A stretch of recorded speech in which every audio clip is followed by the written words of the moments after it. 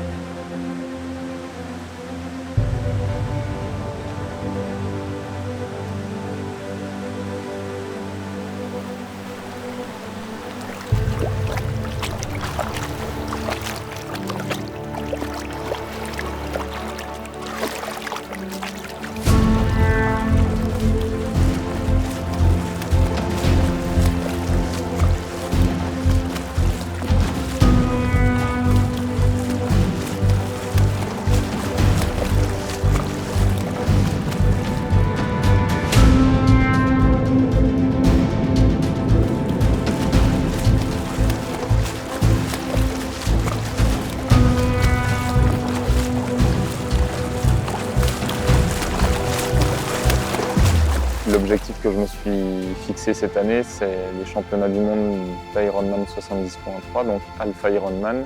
C'est 2 km de natation, 90 de vélo et un semi-marathon. En fait, c'est l'objectif que je me suis coché secrètement en 2015 quand je me suis blessé et que j'ai arrêté l'aviron.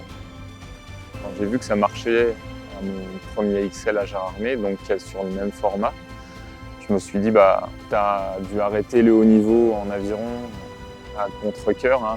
J'aimais ça et ça me poussait tous les jours. Mais pour compenser un peu cette perte du haut niveau en aviron, va chercher quelque chose qui... Alors je ne dis pas que c'est du haut niveau, loin de là, mais c'est quand même un objectif majeur, difficile mais atteignable dans le triathlon. Et du coup voilà, 2016, là cette année on est en 2023, donc je suis content d'atteindre mon objectif que je m'étais fixé en post-aviron. Je ne sais pas si ça comblera mon deuil du haut niveau que j'ai pas forcément terminé de traiter, mais voilà, c'est la démarche dans laquelle je m'étais lancé.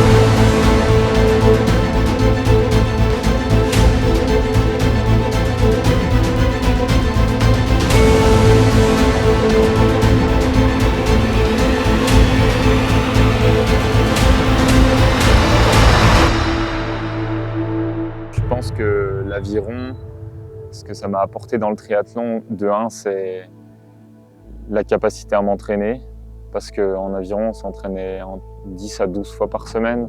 Donc ça m'a amené quand même un cadre, une rigueur sur l'entraînement. Et je pense que ça m'a amené mes qualités physiologiques que j'ai aujourd'hui. C'est grâce à toutes ces années d'aviron. Et je pense que ça m'a appris aussi à m'entraîner tout seul, parce qu'à l'heure actuelle, je m'entraîne quasiment exclusivement seul.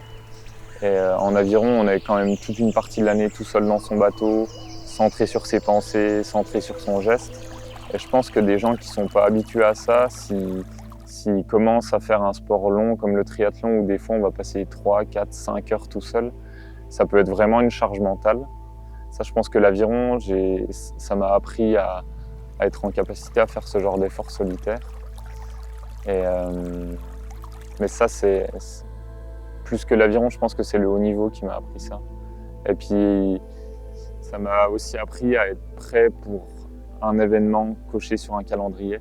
J'ai pas besoin de faire énormément de compétitions dans l'année et j'ai pas tendance à m'inscrire à énormément de courses. Mais par contre, quand je coche un objectif, souvent je me donne les moyens pour y arriver. Et ça, c'est vraiment l'aviron qui m'a appris.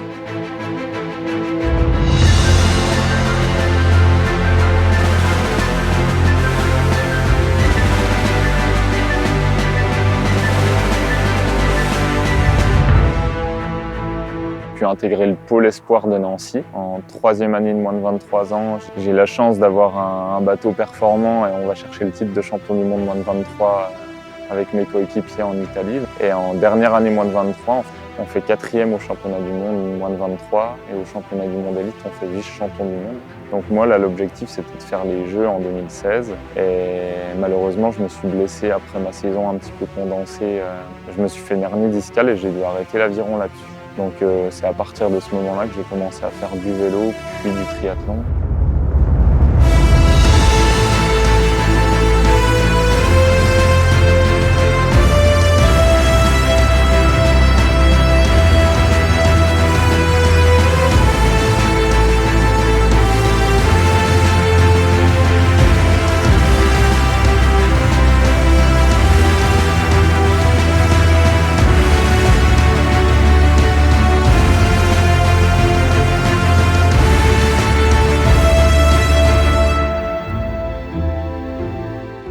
Dès ma première année de triathlon, en fait, j'ai voulu faire le XL à Gérardmer un peu en me lançant un défi sportif, en me disant bon, j'en suis capable, j'aimerais bien être performant.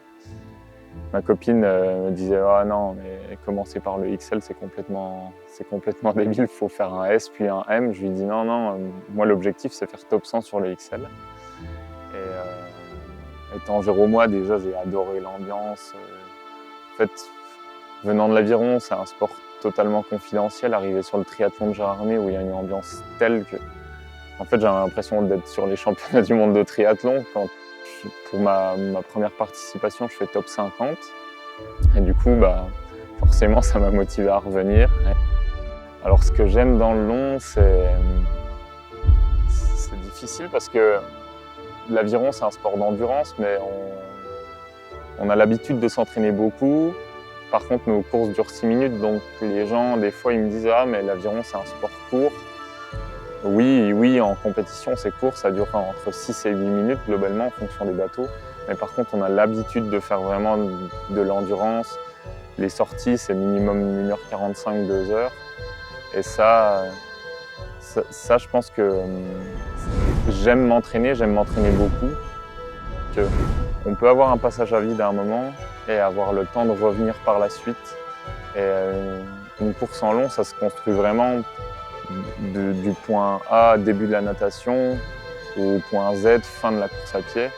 Et même si à un moment ça va pas trop, on sait qu'on peut se refaire. Et puis il y a la gestion de l'alimentation, la gestion de l'hydratation, la gestion des tempos. Alors qu'un S, voilà, ça dure 1 heure, c'est à bloc de A à Z. Et moi, je suis pas trop fan des efforts ultra violents à se mettre le cœur dans la boîte à gants de A à Z. Donc c'est pour ça le long, ça me va bien, un peu en mode diesel.